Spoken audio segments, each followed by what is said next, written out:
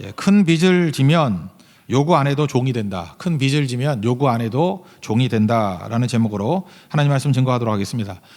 우리 몸이 아니라 마음이 가 있는 것이 우리 본향입니다. 마음이 어디 가 있느냐? 몸은 여기 있다 할지라도 마음 가 있는 것이 그게 중심지고 그게 진짜 우리가 거할 곳이라는 것입니다. 이사 갈 준비해 보셨습니까? 지금 이사는 안 가지만 한 달 전쯤에 제가 이사 갈 마음의 준비가 돼 있었습니다. 그랬더니 있는 집은 적당해요. 그리고 불편해도 참고 제가 그 샤워기 그 꼬다리가 좀 망가져가지고 바꾸려고 그러다가 이사 갈 건데 참았어요. 또 샀죠. 또 있을 거니까. 그렇게 되는 겁니다. 이사 간다고 생각하니까 불편해도 좀 참고 적당히 이렇게 넘어가게 되더라는 것입니다. 사도 바울이 그랬던 것 같아요. 이 땅에서 나타날 영광을 본 거예요. 천국 소망을 본 거예요. 그러니까 이 땅에 사실 그렇게 오래 있고 싶은 마음이 없는 거예요. 갈 곳이 있기 때문에. 그게 오늘 앞에 8절이죠. 8절 지나줄 건데 한번 읽어봅시다. 우리가 담대하여 원하는 바는 차라리 몸을 떠나 주와 함께 있는 그것이라. 근데 남아있는 이유가 뭐죠? 여기 남아있는 이유. 사명 때문에 남아있다라는 거예요. 그러니까 이 땅에 남아있으면서 주님께서 우리에게 사명을 주셨으니까 이제 곧 아버지 만날 거니까 효도하는 마음으로 또는 충성하는 마음으로 이 땅에 남아있는 거예요. 그러니까 이 땅에 남아있는 목적은 딱 하나입니다. 이게 떠나갈 사람, 확신이 있는 사람은 주를 기쁘시게 하는 사람. 그러니까 이 땅에서는 나를 기쁘게 할 이유가 없어요. 어차피 기쁠 가면 다 있는 건데 여기서 쌓아둘 것도 없고 남길 것도 없고 그냥 내게 맡겨주신 사명이 있는 주를 기쁘시게 하는 사람, 거기에 힘쓴다 이렇게 얘기를 합니다. 9절을 한번 읽겠습니다. 시작. 그런즉 우리는 몸으로 있든지 떠나든지 주를 기쁘시게 하는 자가 되기를 힘쓰노라. 힘쓴다라고 표현된 것은 야심을 품었다라는 뜻인데 내가 주를 기쁘시게 하는 그런 야심을 가지고 있다. 야망을 가지고 있다. 그거 외에는 나는 아무것도 의지할 것이 없다. 마음에 두는 것이 없다. 이런 얘기를 하고 있다라는 것입니다. 빚진 자로 살아가는 겁니다. 우리 이 땅에서. 빚진 자. 그거보다 강한 파워는 없다라는 거예요. 함석헌 씨가 옛날에 썼던 시, 이건 제일 유명한 것 같아요. 그대 그런 사람을 가졌는가라는 시인데 한 4년인가 5년쯤 되는데 저는 맨 앞에 거가 제일 기억나더라고요. 말리길 나서는 길, 처자를 내맡기고 맘 놓고 갈 만한 사람, 그 사람을 그대는 가졌는가. 지금 같지 않고 우리 조상들은 굉장히 격변기를 살았죠. 사회적 시스템이 다 갖춰지지 않았기 때문에 이렇게 격변기입니다. 맨날 뭐가 바뀌는 거예요. 지금 우리 젊은이들은 사회 시스템이 이렇게 안정이 됐잖아요. 이제 다 갖춰졌기 때문에 뭐 보면 알아요. 의료보험 시스템이 이렇게 돼 있는 거 보면은 보통 시스템이 완비된 게 아니거든요. 근데 이런 시절이 언제나 있었던 게 아니에요. 아무도 대책 세워주지 않았어요. 심지어 가족조차도 친척, 사회 구조 전혀 책임지지 못했습니다. 나라 빼앗겼잖아요. 외국인이 와서 통치한다고 생각해봐요. 그게 우리였고 일제시대. 그리고 아는 사람끼리 적이 돼서 싸우는 게 동족끼리 싸우는 게 내전 벌어졌잖아요. 우리가 내전. 그게 한국 전쟁이고. 그다음에 쿠데타 이런 거 있었고요. 탱크 밀고 들어와가지고 나라 빼앗아 버리고 또 거리에 함성에 의해서 피 흘리고 저 대학교 때 그랬거든요. 그런 걸 통해서 사회가 변화를 일으키고 그러니까 격변기였어요. 이게 5년 전과 지금이 똑같지 않았거든요. 시스템이 갖춰지지 않았기 때문에. 그래서 되게 힘들었죠. 근데 특별히 일제시대 때 이렇게 살았을 때는요. 갑자기 아버지가 있었는데 아버지가 말없이 사라져 버리는 거예요. 왜냐하면 일제 경찰에 잡힐까 봐. 그래서 아버지가 돌아올 때가 한 10년 있다가 돌아오고 15년 있다가 돌아오고 준비도 안 해. 이별의 준비도 없었는데 10년 있다 15년 있다. 옛날에 김삿갓이 많았어요. 김삿갓 한번 나갔다 오면 5년이라며 마실 나갔다 올게 그러면 5년 있다 돌아오는 거예요. 그죠? 그게 지금 같은 상식적으로 말이 안 되는 거지만 옛날에는 그럴 일이 너무너무 많았더라고요. 아주 남북 이산 찾기 할 때 보면은 헤어지려고 헤어진 건가요? 이렇게 형제자매 지금 있잖아요. 근데 아버지하고 아들하고 야, 집 지키고 있어. 나 잠깐 나갔다 올게. 그러고 남아놓은 거고 두 사람은 북한에 남아 있고 그런 식이에요. 헤어지려고 헤어진 게 아니거든요. 격변기가 그랬다고요. 그러니까 많은 일들이 있었죠. 그때에 급할 때 어떤 사람이 그런 거예요. 너무 급한 일이기 때문에 말리길 떠나야 돼요. 근데 처자식 맡길 사람이 친구가 있어요. 처자식을 맡겼더니 그 사람이 맡아주더라. 그들은 그런 사람을 가지고 있느냐. 그냥 마음이 와닿지 않습니까? 어려움이 있을 때 그냥 말 한마디 해주고 좀 돌봐줘. 그러면 5년이고 10년이고 돌봐줄 수 있는 사람. 그런 사람을 가지고 있느냐. 그건 빚진 마음이죠. 만약 그런 사람이 있다면 빚진 마음이겠죠. 옛날에 어떤 방송에 나오는 거 보니까 어떤 우리나라 재벌이에요. 10대 재벌 중에 한 분인데 그 사람 밑에 어떤 사람을 잘 돌보더라고요. 그래서 이제 인터뷰해봤습니다. 왜 이 사람을 이렇게 특별 대우해 주냐 그랬더니 그 집안, 잘 사는 집안이 옛날 어려웠을 때 그 아버지가 그 자녀들 다 돌봐줬대요. 말 한마디에 아무 대가도 없이 10년, 15년 넘게. 그래서 그 가족은 전체가 다 이 가족에게 빚진 마음을 가지고 있는 거예요. 그래서 뭐 도와줄 거 없을까? 다윗이 요나단에게 빚졌잖아요. 그래서 무비보셋 돌보듯이 이 가정 뭐 무슨 얘기를 해도 뭐 노후가 없는 거예요. 다 잘 돌봐주고. 그러니까 끈끈한 관계가 빚진 마음으로 연결된 관계들하는 것입니다. 그러니까 빚진 마음을 가지면 스스로 종이 되는 거예요. 뭐 누가 하라 그래서 하는 게 아니라 그런 자세로 가더라. 그런 거를 보게 되더라는 것입니다. 여러분, 그래서 제일 중요한 건 뭐냐면 강압적으로 하는 게 아니라 빚진 마음 가지고 있는 사람과 빚진 마음 가지도록 섬기고 돕고 하는 거, 이게 진짜 관계라는 것입니다. 저는 평생 그 빚진 마음 걸으면은 제가 교제했던 사람 가운데 잊혀지지 않는 사람이 있는데 지금 없어졌죠. 예, SK인가 이렇게 뭐 통합되는데 STF라는 데 STK인가요? 그런 STF인가? 이름이 KTF라는 데가 있었죠. KTF. 여기 이제 합병됐어요. 이동통이 회사였는데 옛날 018인가 뭐 이런 쓰던 데인데 027인가 028. 거기 조소환 부사장이라고 저거 좀 친분이 있었습니다. 근데 이분이 원래는 애경그룹에 있었어요. 애경이 있어가지고 아이디어맨이에요. 그래서 되게 똑똑해요.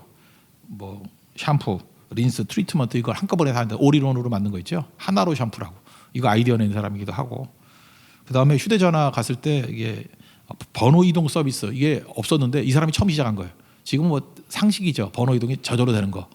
근데 이게 전화 바꾸면은 번호도 바뀌어야 됐거든요. 이 서비스 처음 시작한 사람이 또 조소환 씨예요. 이런 거. 아이디어가 되게 탁월해요. 그래서 이 사람이 도대체 무슨 머리 이렇게 똑똑한가. 근데 대화를 나누다가 제가 이분의 얘기 뭐 간증을 오래 들었습니다. 자기 얘기가 이거예요. 자기가 23살에 육군 소위로 인간을 냈답니다. 육군에 들어간 거예요. 그러니까 장교죠. 장교에 들어갔는데 인간한 첫해 이렇게 수리탄 던지는 거 하는데 무슨 자기가 강제구소령이라고 누가 이렇게 실수를 했는가 봐요. 그래서 그거 도와주려고 그러다가 야 하다가 그냥 1초, 2초 사이에 오른손이 날아가 버린 거예요. 이게 들고 있다가 손목이.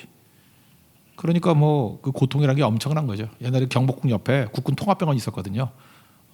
근데 거기 입원해 있었는데 자기가 사귀던 여자가 있었답니다. 1살 어린 여자. 지금 와이프인데 사귀던 여자가 있더라는 거예요. 너무 힘든데 뭐 부를 사람이 없더라는 거예요. 가족들도 그렇고. 그 여자친구니까 근데 겁이 나더라는 거예요. 연락하기를. 이 한팔 날아간 남자친구를 계속 만나줄까? 그래서 어렵게 연락을 했대요. 그랬더니 왔더랍니다. 막 눈물을 흘리면서.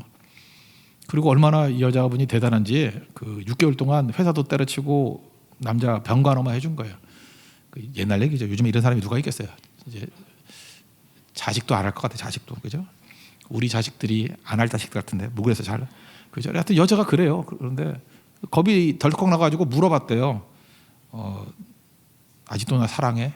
참 힘들게 물었겠죠. 이게 한 손이 날아가 버리고 이 손은 안 나잖아요. 손목 밑에가 다 날아가는 사람 이런 남자를 아직도 사랑해. 그랬더니 그렇다고 그러더래요. 안심은 되면서도 너무 미안하더라는 거예요. 그래서 계속 돌보는데 오른손은 날아갔지만 행복하더래요. 자기가 사랑하는 여자하고 같이 사랑을 나누고 병실에 있으면서 돌봐주고 뭐 깊은 사랑이죠. 그러다가 이제 한동안 좀 시간이 지나니까 그 여자 측 아버지가 왔더래요. 아버지가 당연히 오겠죠. 저도 딸 가진 아버지인데 아버지가 오죠. 와가지고 이 얘기 저 얘기 하면서 얼굴 보고 또 손 보고 하니까 아버지가 머리가 도는 거예요. 그죠? 귀하게 키운 딸은 22살이에요. 남녀는 23살이고 우리 교회도 22살 그러면 애기 아니에요. 애기. 그죠? 어리다고 생각되지 않습니까? 근데 그때에 이렇게 깊은 연애를 하는 거예요. 그러니까 사랑은 나이가 없는 거죠. 22살, 23살도 잘할 수 있는 하는 거고. 근데 그 아버지가 보더니 너무 기가 찬지 그 남자 쳐다도 안 보고 딸한테 그러더라는 거예요. 너 저놈을 선택하더니 날 선택하니 선택해 그러더라는 거예요. 근데 뭐 말은 안 하지만 그 딸이 눈물을 흘리면서 괴로워하겠죠. 아버지는 사랑하는 마음이죠. 뭐 나쁜 마음 때문에 그러겠어요. 그때 그 여자친구가 그 아버지한테 자기 아버지한테 하는 얘기가 자기에게는 평생 잊지 못할 얘기였대요. 참 22살짜리가 아버지한테 그런 얘기를 하더라는 거예요. 아버지, 제가 한 가지 물어볼게요. 아버지가 제 남자친구 같이 이렇게 일을 하다가 사고 당할 수 있잖아요. 당하면 안 되지만 사고를 당해서 아버지가 오른쪽 한 팔을 잃었다고 합시다. 그때 어머니가 어떤 태도를 보이기를 원해요? 한쪽 팔 없는 남자 필요 없어. 나는 재혼할 거야. 이랬으면 좋겠어요. 아니면은 그죠? 나는 당신의 팔과 결혼한 게 아니라 당신 자체와 결혼하고 당신을 사랑한다고. 당신 팔을 사랑하는 게 아니라 당신을 사랑한다고. 이랬으면 좋겠냐고. 아버지가 말을 못 하더래요. 그냥 나가버리고. 그러니까 아버지도 할 말이 없는 거죠. 그 딸의 마음이 기특하면서도 아픈 거죠. 이 얘기를 병석에 누워 듣던 조소환 씨, 자기도 눈물이 나더라는 거예요. 그리고 야, 나는 빚진 사람이다. 내 마음에 정말 저 여자에게 내 빚진 사람이다. 그러면서 이런 결심을 했대요. 내 평생 이 여자 하나만은 행복하게 만들어주기 위해 살겠다고. 근데 그래서 그런지 이분 뭐 변함이 없어요, 그죠? 이 여자만은 내가 행복하게 만들어주겠다고. 이제 그때부터 이 사람이 평범한 사람에서 똑똑한 사람으로 변화가 됐대요. 회사 들어갔더니 그때는 뭐 영어 잘 못할 텐데 갑자기 영어를 좀 해야 될 일이 생기더래요. 외국 바이어들도 오고. 그래서 당시 책이 이제 삼위일체라는 영어 책이래요. 그러니까 성문 종합 용어도 나오기 전이에요. 삼위일체라는 책이 있을 텐데 삼위일체를 뭐 외우려고 외운 게 아니라 이렇게 3번 읽으면 외워지더래요. 왜냐, 이 여자를 행복하게 만들기 위해서 내가 영어를 잘해야 돼, 이런 마음. 그래서 한 3번 보고 그냥 외웠대요. 그러고 난 다음에 이렇게 얘기하다 보니까 뭐 사업하는 사람이니까 외국 사람 많이 만나잖아요. 이렇게 실전하다 보니까 실력이 늘고. 그래서 지금은 뭐 불편하지 않을 정도로 대화 나눌 수 있는 그런 수준으로까지 됐다 그러더라고요. 그래서 그러더라고요. 자기가 영어를 잘하게 된 이유가 뭐냐 하면 빚진 마음이라고. 그죠? 아내에 대한 빚진 마음. 결혼했어요. 빚진 마음. 그러니까 여러분들이 왜 영어를 못하는지 아시죠? 빚진 마음이었기 때문에 그래. 그죠? 뭐 아무 빚진 마음이 없으니까 그냥 한국말로 열심히 하고 사는 거죠. 이런 일이 벌어졌다라는 거예요. 그러니까 그 이후에 자기가 어떤 아이디어가 안 떠오르고 이렇게 한계에 부딪히게 되면, 야, 내가 이 여자를 행복하게 만들어줘야 되는데 여기서 아이디어 안 떠오르고 여기서 막혀버리면 나는 안 되잖아 라고 하는 다시 그 빚진 마음, 그 자기 병상에 누웠을 때 그 아내가 했던 얘기, 그 장인에게 했던 얘기, 그런 것들을 연상하면 그냥 아이디어가 팍팍 떠오른대요. 이 사람도 예수 믿는 사람인데 예수님에게 영감을 안 얻고 어떻게 아내에게 영감을 만들고 그랬어. 하여튼 빚진 마음. 그래서 아이디어도 떠오르게 되더라. 그리고 무지하게 열심히 사는 사람이거든요. 열심히 사는데 그렇게 열심히 사는 이유가 뭐냐면 아내를 행복하게 하기 위해서. 왜? 나는 빚진 사람이기 때문에. 빚진 마음. 저는 이게 너무 인상적이었어요. 그죠? 아, 빚진 마음이라는 게 모든 거에 뿌리가 되는구나. 힘이 되는구나. 사실 그분 얘기를 들으면서 더 많이 연상됐던 건 바울이었습니다. 바울이 예수님께 빚진 마음 가지고 있잖아요. 핍박자, 포행자였고, 그죠? 회방자였고, 뭐 박해했고. 근데 예수님이 너 지옥 가 그러지 아니하고 다메섹 도상에서 만나 주셔서 용서해 주실 뿐만 아니라 사명도 주셨잖아요. 너는 택한 나의 그릇이라고. 이방인들을 위한 나의 그릇이라고. 그게 얼마나 감사해요. 나를 충성되이 여겨 일꾼을 삼으셨다고 그러잖아요. 그러니까 빚진 마음으로 사도 바울 살아요. 사도 바울은 빚진 마음 빼놓으면 이해를 못해요. 우리가 조소한 씨를 빚진 마음 빼놓으면 이해가 안 되듯이 사도 바울의 모든 행동들은 빚진 마음에서부터 나온 거라고요. 그렇다면 신앙이 뭡니까? 우리 로마서에도 빚진 자라 여러 번 나오잖아요. 결국은 우리도 빚진 마음으로 살지 않으면 그냥 이런 능력과 파워가 나오지 않는다는 것입니다. 우리 고린도 후서에 나오는 사도 바울의 빚진 자의 모습은 이런 거예요. 내가 미친 듯이 열심을 낸다는 거죠. 왜? 빚진 자기 때문에. 조소환 씨가 미친 듯이 열심을 냈던 이유가 빚진 마음이 있기 때문에. 13절부터 15절까지 한번 읽겠습니다. 시작. 우리가 만일 미쳤어도 하나님을 위한 것이요 정신이 온전하여도 너희를 위한 것이니 그리스도의 사랑이 우리를 강권하시는도다. 우리가 생각하건대 한 사람이 모든 사람을 대신하여 죽었은즉 모든 사람이 죽은 것이라. 그가 모든 사람을 대신하여 죽으심은 살아있는 자들로 하여금 다시는 그들 자신을 위하여 살지 않고 오직 그들을 대신하여 죽었다가 다시 살아나신 이를 위하여 살게 하려 함이라. 사도 바울이 이렇게 미친 듯이 산다. 미쳤다는 게 뭐예요? 어떤 일에 깊이 빠졌다 그런 거죠. 왜 그렇죠?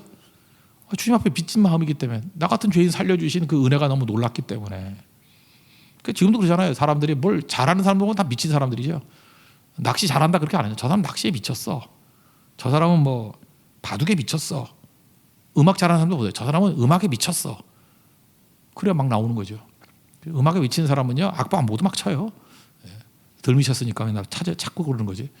한번 미쳐보세요. 그냥 성경에 한번 미쳐봐요. 그러면 성경 창세기부터 요한계시록 마지막 장까지가 이게 머릿속에 들어와요. 말 한번 미쳐보면.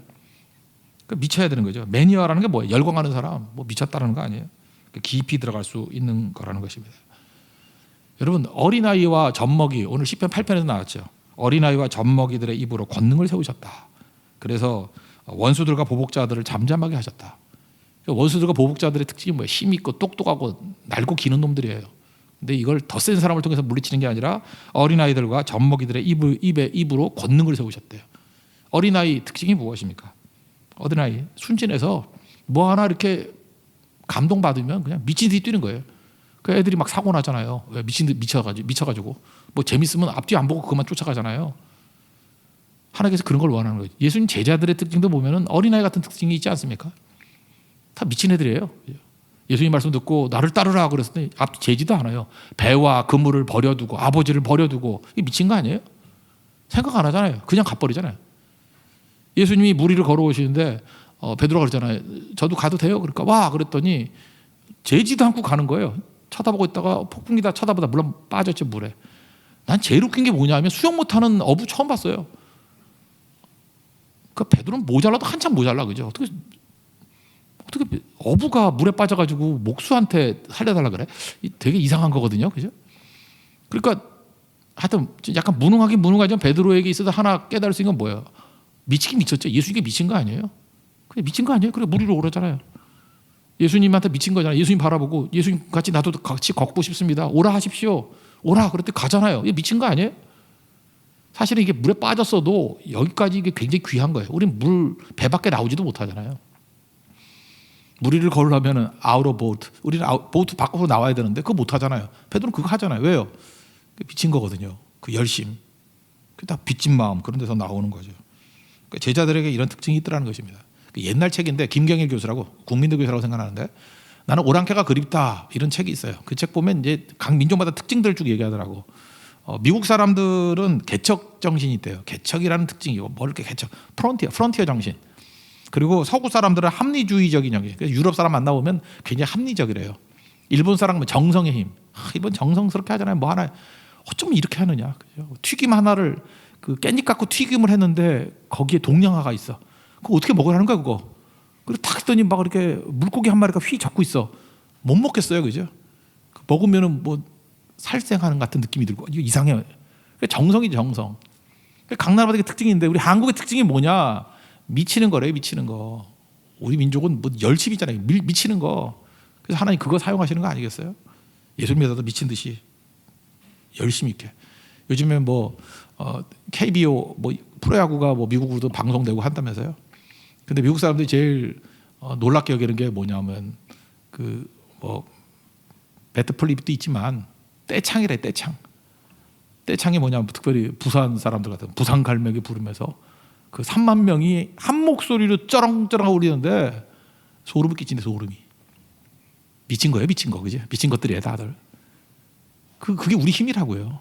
어떻게 한 목소리로 3만 명이 한 목소리로 쩌렁쩌렁하게 응원할 수 있는 그런 거. 그 다음에 팀 응원가가 아니라 개인 응원가가 있다면서요. 이게 다 이게 빠져드는 거죠. 우리 힘이에요 우리 힘. 그 방향이 하나님을 향한 것으로 가야 된다는 것입니다. 그래서 예수 믿는 거 특별히 열정적인 거. 우리 빚진 자거든요. 우리 지옥의 백성이 될 수밖에 없었는데 내 죄를 사해 주시고 내게 사명을 주시고 또 우리를 하여금 하나님의 일꾼으로 세워주셨으니 얼마나 감격스럽습니까? 그 빚진 자 거기서부터 나오는 열심. 사랑하는 거에서 나오는 열심. 뭐 야곱은 그랬잖아요. 뭐 여자를 사랑하니까 창세기 29장에 나오잖아요.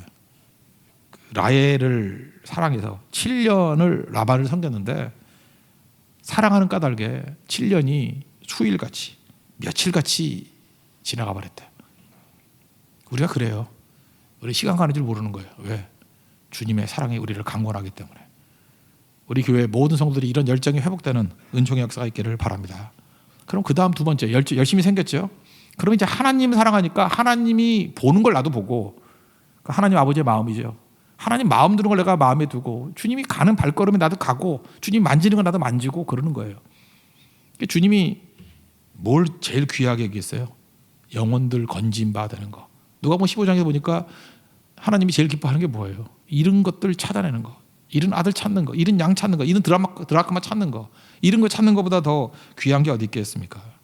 그래서 이제부터는 에고가 아니고 내가 아니고 하나님의 시각으로 산다 그러는 거죠. 그러니까 하나님의 시각으로 산다는 게 뭐예요? 하나님의 눈으로 산다는 거예요.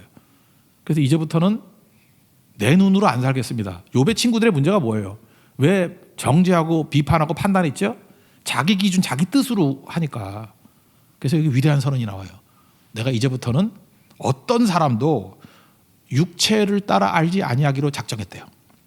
지금 새로 번역된 거에서 육신 그러는데 육신을 따라서 알지 아니하기로 작정했대요.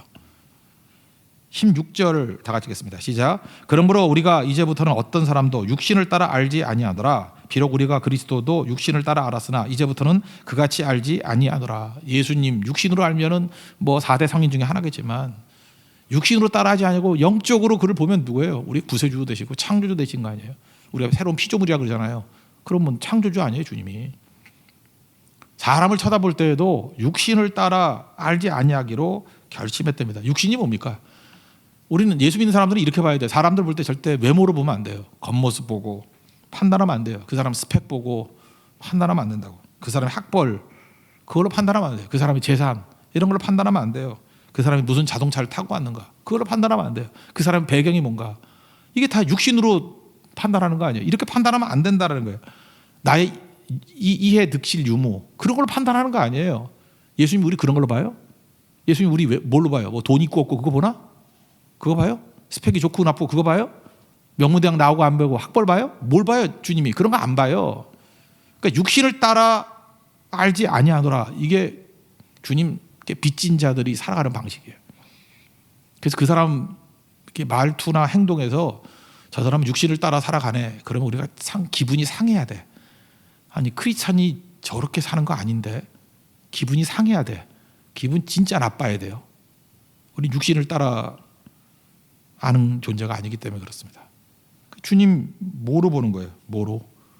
하나님 형상, 하나님의 자녀, 잃어버린 자녀, 찾아야 될 자녀로 보는 거 아니에요. 그래서 로마서 14장 15절에도 보면 그 음식 문제 때문에만 논쟁이 쭉 벌어졌어요.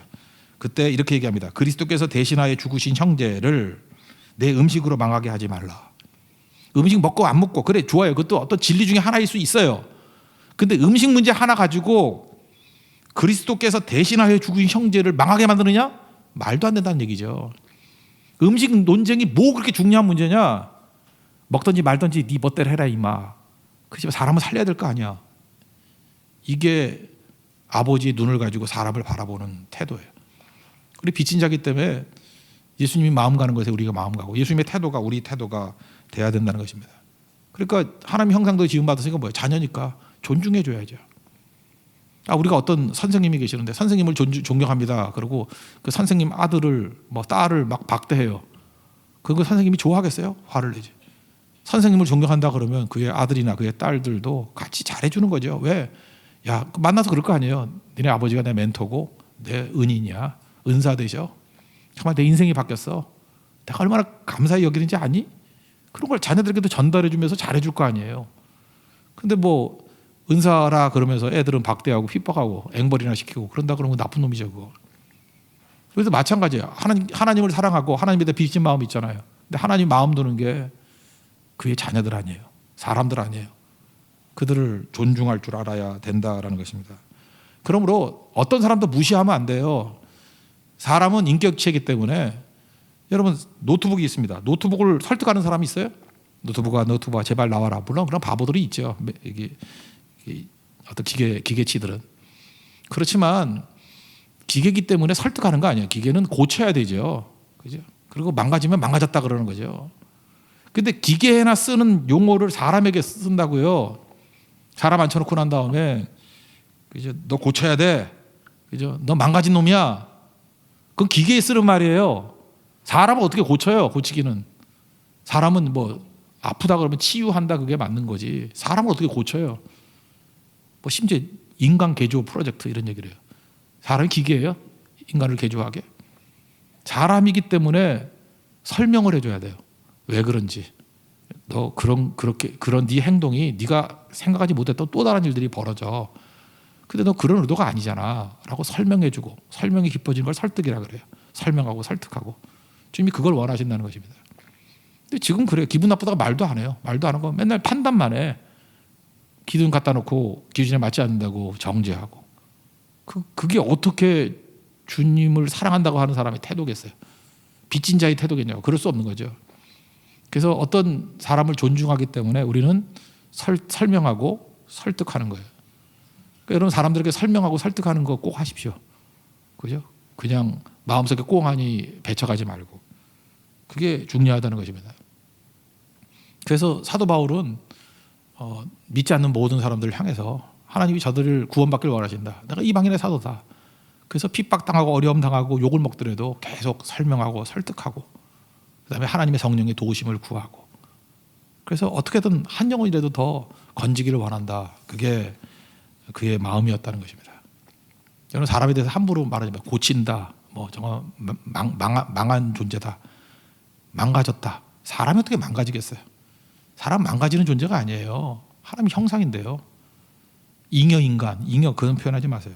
조금 전에 찬양했죠. 이 찬양 옛날에 그 연변 과기대에 가면 연변에 있던 초창기 얘기입니다. 한 30년도 더 된 얘기예요. 얼마나 이 공산주의 사회에서 한 인격체로서 존중을 못 받았는지 그 연변 과기대 학생들이 수련회 같은 거 하면요.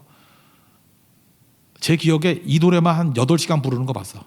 당신은 사랑받기 위해 태어난 사람. 이게 너무 좋은지 똑같은 노래를 우리도 많이 하는 교회인데 여기 가면 우리가 신들매 풀기도 감당치 못해.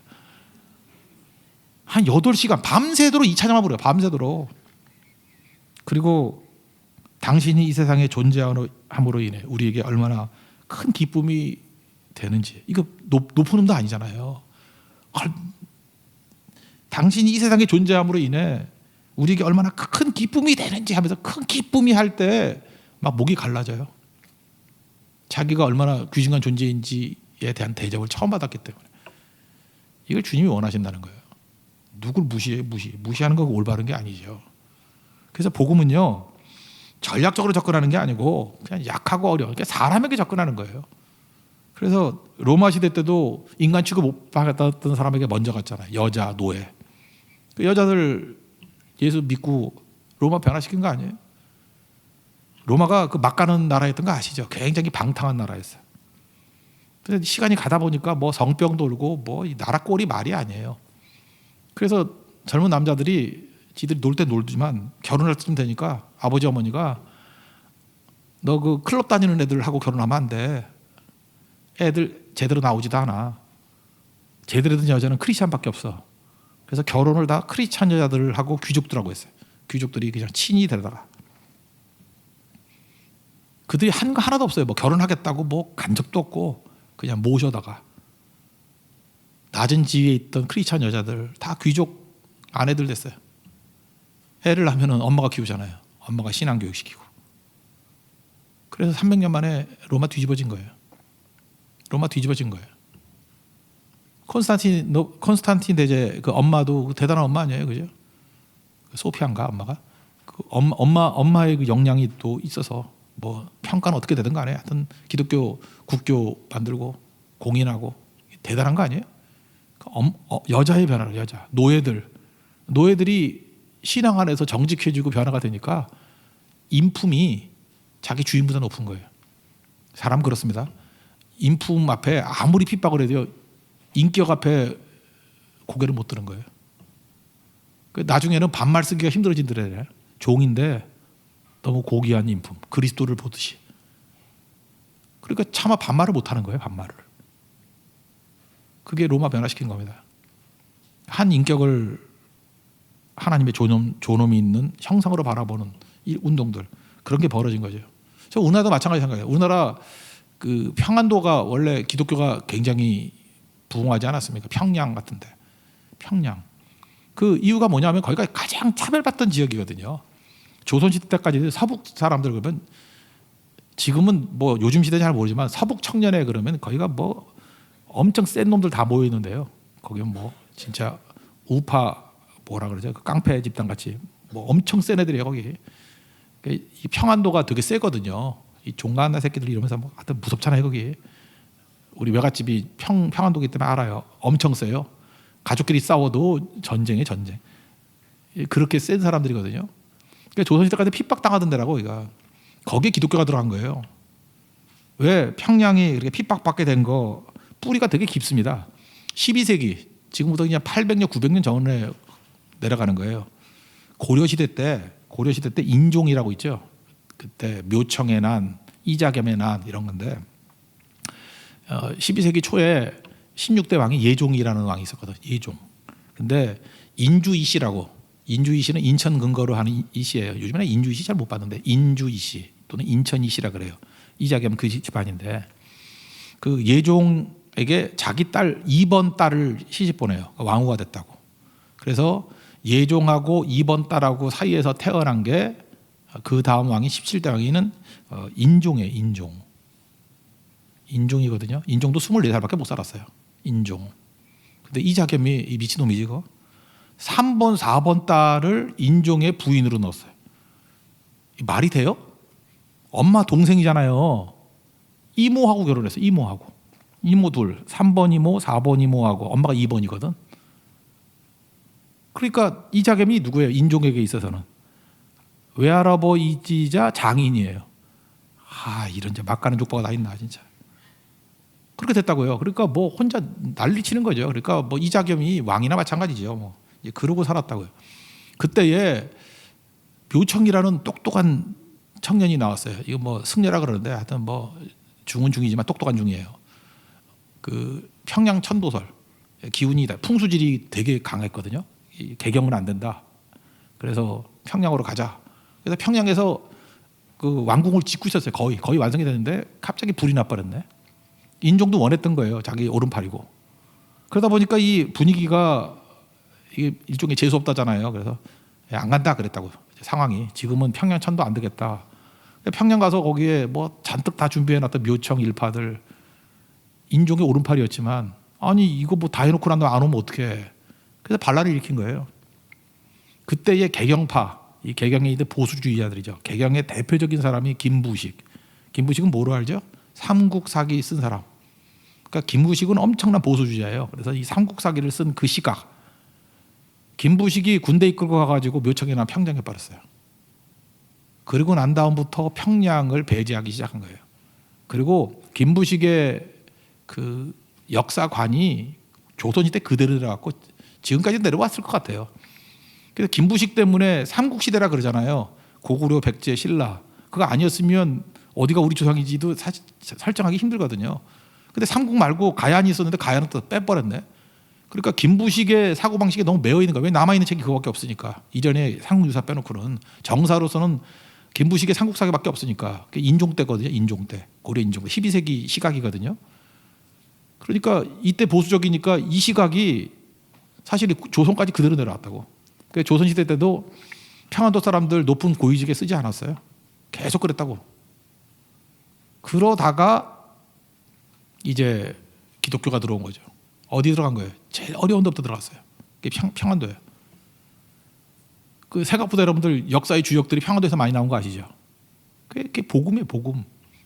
복음은 소외받고 인간 취급 못 받은 사람들에게 먼저 들어가서 그들에게 인간성이 회복이 되고 존엄성이 회복이 되고 그들이 오히려 인재가 되는 거죠. 언제나 그랬어요. 언제나.